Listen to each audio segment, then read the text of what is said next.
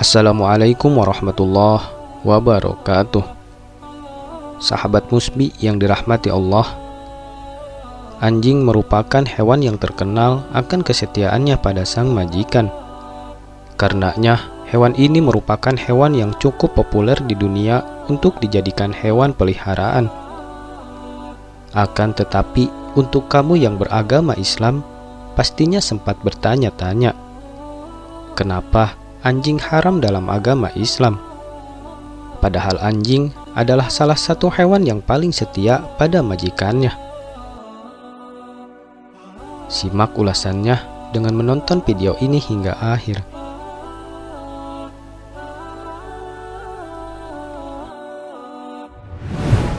Kisah berawal ketika Nabi Adam alaihi salam sedang diciptakan dan baru dibentuk. Pada saat itu, Nabi Adam masih berupa seonggoh tanah yang belum ditiupkan ruhnya oleh Allah Subhanahu wa Ta'ala.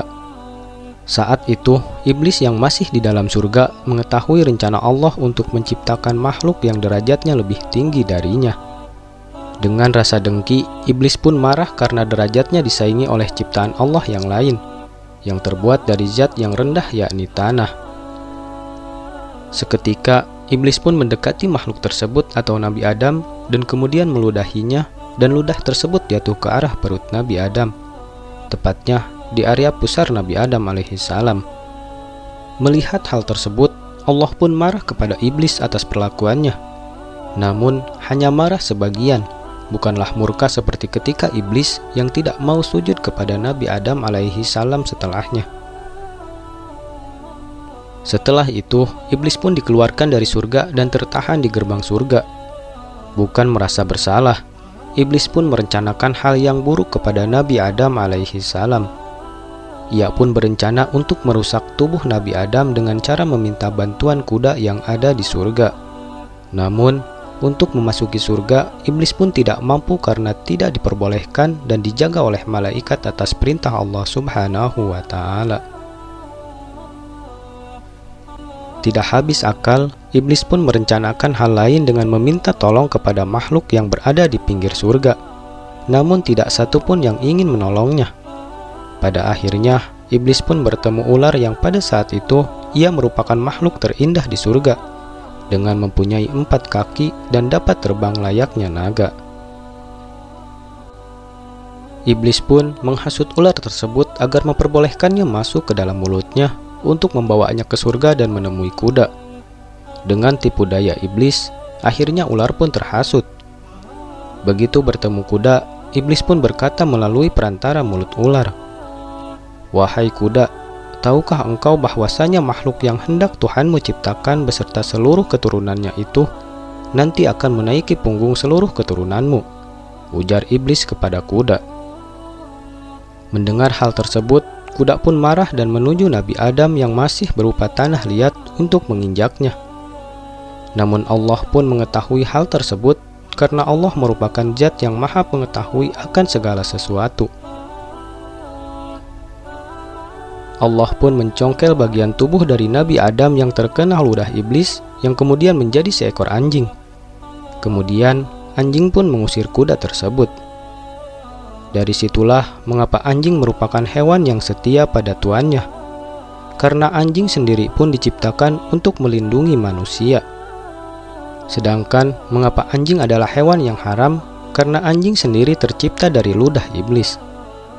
Allah yang mengetahui semua hal tersebut kemudian menghukum ular yang sudah membantu iblis yang akan menghancurkan tubuh yang akan menjadi seorang Nabi Adam.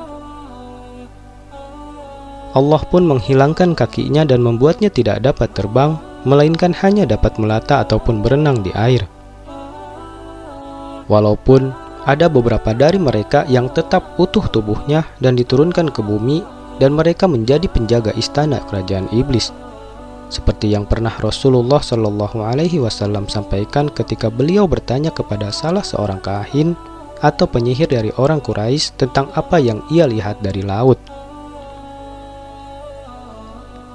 Lalu ia pun menjawab bahwasanya ia melihat istana yang mana di atasnya dikelilingi oleh ular-ular yang terbang di atasnya. Dan Rasul pun berkata, "Engkau telah melihat kerajaan iblis." Maka ular pun juga Allah buat mulutnya berbisa, dikarenakan disitulah ia menyembunyikan iblis ketika hendak memasuki surga. Dari situlah bagaimana asal-usul anjing yang mana ada kaitan eratnya dengan penciptaan manusia, yang mana ia tercipta dari bagian tubuh manusia, dan juga dari ludah iblis yang membuat ludah anjingnya juga najis karenanya. Tetapi anjing merupakan salah satu hewan paling setia terhadap manusia, dikarenakan dari awal penciptaannya ia diberi tugas untuk menjaga sosok makhluk yang kelak akan menjadi wujud manusia pertama, yaitu Nabi Adam alaihissalam.